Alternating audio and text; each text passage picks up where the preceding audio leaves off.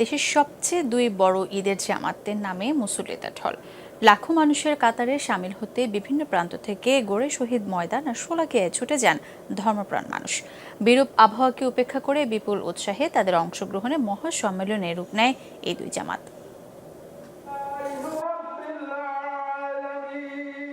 Asia মহাদেশের সবচেয়ে বড় ঈদগাহ মিনার মাঠ দিনাজপুরের গোরে শহীদ ময়দানে একসাথে ঈদের নামাজ আদায় করলেন লাখো মুসল্লি। সকাল ৯টায় শুরু হয় ঈদ জামাত।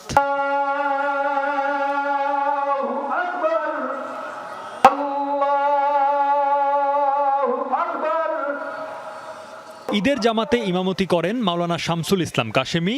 অংশ নেন সুপ্রিম কোর্টের আপিল বিভাগের বিচারপতি ইনায়েতুর রহিম সহ বিশিষ্টজনেরা। 52 গম্বুজের পুরো ঈদগাহ ময়দানের আয়তন 22 একর। উপমহাদেশে এত বড় ঈদগাহ মাঠ দ্বিতীয়টি নেই।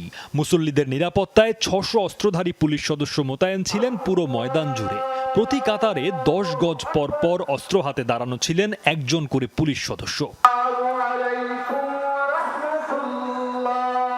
এত বড় জামাতে একসাথে নামাজ আদায় করতে পারার আনন্দ সবার চোখে মুখে। যত লোক বেশি হবে তত সওয়াব বেশি হবে, একজনের না, প্রত্যেকটি মুসল্লির সওয়াব বেশি হবে। 2017 সাল থেকে প্রতি বছর এখানে ঈদের নামাজ আদায় করেন দিনাজপুর জেলা সহ পার্শ্ববর্তী বিভিন্ন জেলা উপজেলার ধর্মপ্রাণ মুসল্লিরা। এবার সমবেত হন প্রায় 5 লাখ মানুষ।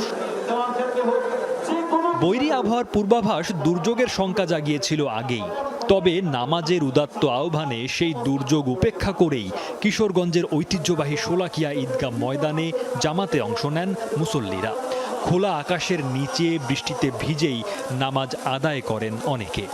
নবী করিম সাল্লাল্লাহু আলাইহি ওয়াসাল্লামের এক ধরনের বলা যেতে পারে যে সবসময় হয় না এরকম একটা বিরল সুন্নতের একটা চর্চা এখানে হয়ে গিয়েছে ইনশাআল্লাহ। আলহামদুলিল্লাহ, এটা আমাদের জন্য একটা আশাব্যঞ্জক একটা বিষয় ইনশাআল্লাহ। আল্লাহর কাছে অনেক শুকরিয়া, আল্লাহর কাছে নামাজ দিতে পড়ছি, বালামা সুষ্ঠু মতো পড়তে পারছি, এই জন্য আল্লাহর কাছে শুকরিয়া। আনন্দ লাগছে, বৃষ্টি আনতে আমরা কোন আল্লাহ জড়াই নি দেখা।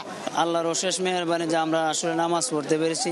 ঈদ জামাতকে নিরাপদ ও শান্তিপূর্ণ রাখতে পুরো শহরকে নিরাপত্তার চাদরে ঢেকে ফেলা হয়, বন্ধ করে দেয়া হয় সব ধরনের যানবাহন চলাচল। সৌমিত্র শুভ্র, যমুনা নিউজ।